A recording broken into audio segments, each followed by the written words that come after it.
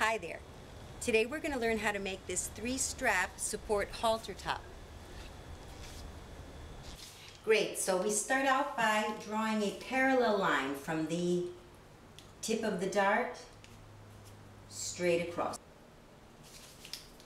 Close the shoulder dart.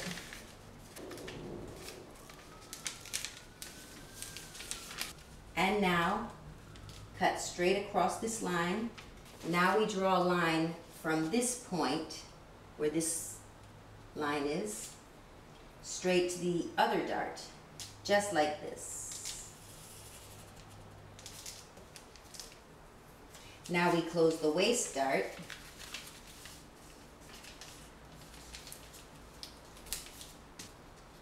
And cut that line so that the pattern flattens out.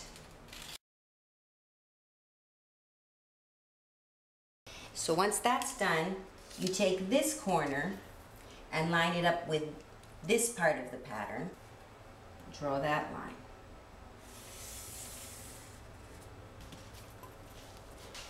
Now we cut that off so that we have a nice sort of deep V in the neck. Now let's move on up to the back piece. So let's close the waist dart. Now at this point you'll be using your intuition. You'll make the straps the shape you want them to. You'll just cut pieces out of the back so that the straps match up with the front pattern. So as you can see, I just added parts of the back pattern to the front pattern. Let's hide this part for now so you can see. So see, this is still part of the front pattern. I took it from there. This is all the same, and this part. Then what I did was I lined up the back pattern to the front pattern to get the proper shape for the straps. See?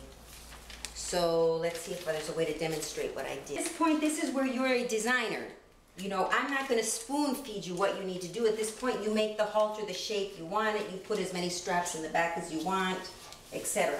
So for example, to decide how you want the back straps to be, first you line up the pattern. I'm just going to show you an example of how at this point you use your freedom and your creative intuition to make whatever you want. So for example, I thought, well, it'll be good for the straps to be thick in the front because you need a lot of coverage and support and etc. And then maybe we can make the straps get thinner, but we want the straps to go around your neck properly. So you've got to maintain the curve as if it were a t-shirt. You know, this part isn't as quick as I'm doing it here. This is where you will take your time to decide, maybe even put the thing on your body or on your model's body or on your form, the body form, and decide the shape you want. So this is the strap that's going to go around the back of your neck.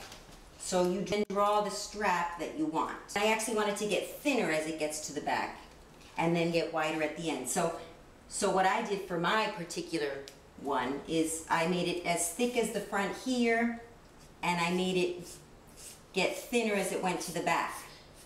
So at that part, this is the part that's going to be against your body, so that's the important part. And then I added on the end of my choice and made the strap as long as I wanted.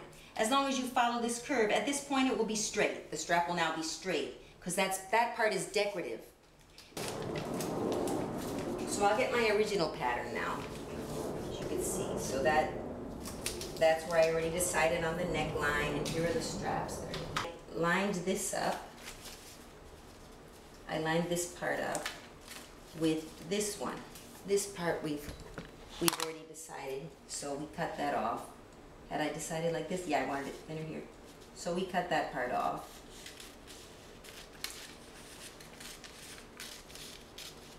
So as you can see, this part is now the strap.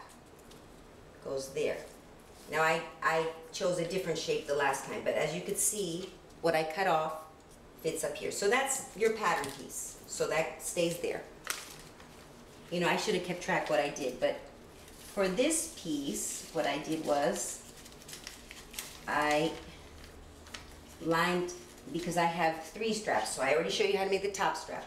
The bottom strap, which is this one, I lined this piece up with this piece. Basically, you're closing this dart again. but then later I'm gonna open it again. So just kind of put this back. And then I chose the shape I wanted for the bottom strap, which in this case, as you can see, was a little wider here. And I kind of neatly drew a curve, sort of like that, which matches this piece, as you can see. So that'll be our bottom part of the pattern. Just cut that line. You know, and it'll be closed and neat, and you'll have a lot more time than I do. I'm trying to keep the video not too long. So here's the bottom part of the halter. That goes here. See, it matches up with this one. I think I remember deciding that I wanted to have sort of a strap in the middle. It has to follow this armhole. So I gave it this shape, sort of like this. So it started at the top, and then I just cut out a piece of this pattern. So here's the back pattern. So I don't remember exactly the shape I gave it. I think I gave it a shape kind of like this, you know, and straight like that. You know, it's like a puzzle. You're just, so I'm roughly doing it here. So we cut this out. This piece is gone, throw it out. And we cut this piece off. We're also gonna throw out the top piece. Like that. So done. So there you have your the beginning of the 3 straps. Of course, these will not tie around your neck. They're not gonna fit. So my final design, this I used as a separate sew-on piece. But my final design for the front then looks like this. So this is still not going to be your final cutting pattern. It's going to be your base pattern without the seam allowances.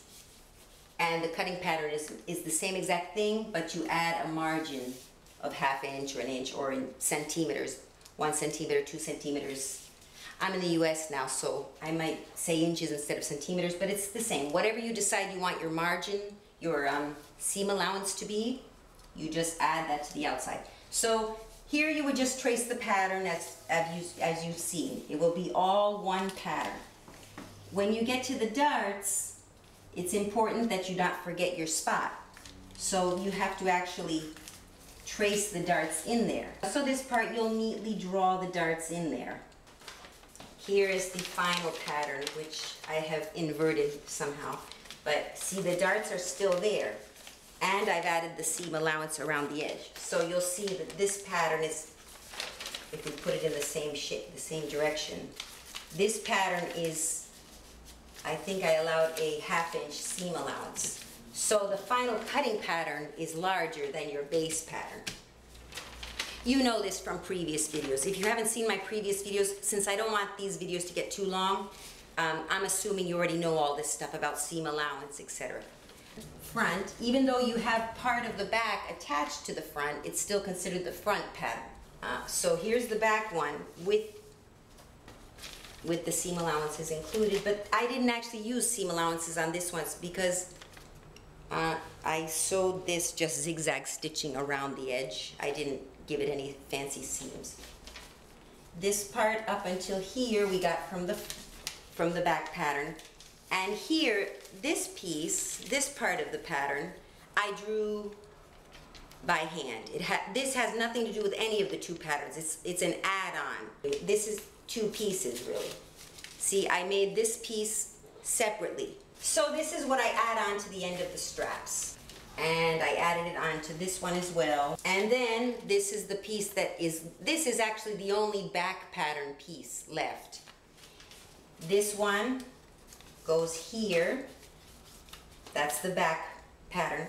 And I extended it with this piece. So when I actually cut it on the fabric, it's going to be this whole long thing.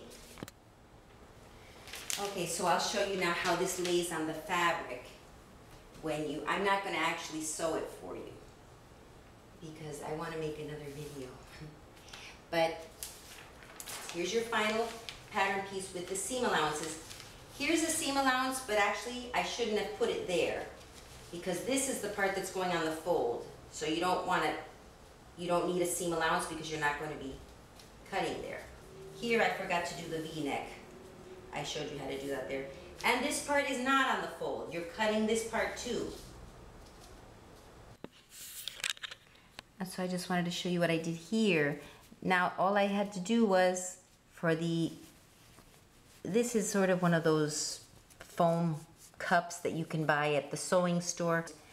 I took a piece of fabric the same shape as this area of the garment, and all I did was zigzag stitch one of those foam bra cups in there. So it's just a zigzag stitch all around. I can't see it from there. Here. I did that on each side. So that's how I'm getting the support. And then depending on how tight or loose you tie it on, that's the amount of support you get. You know, this is just a prototype. It's for sale on Etsy, this particular one, but I don't necessarily expect it to sell because it's definitely not a finished product. See, the edges are zigzag stitched. Thanks for watching.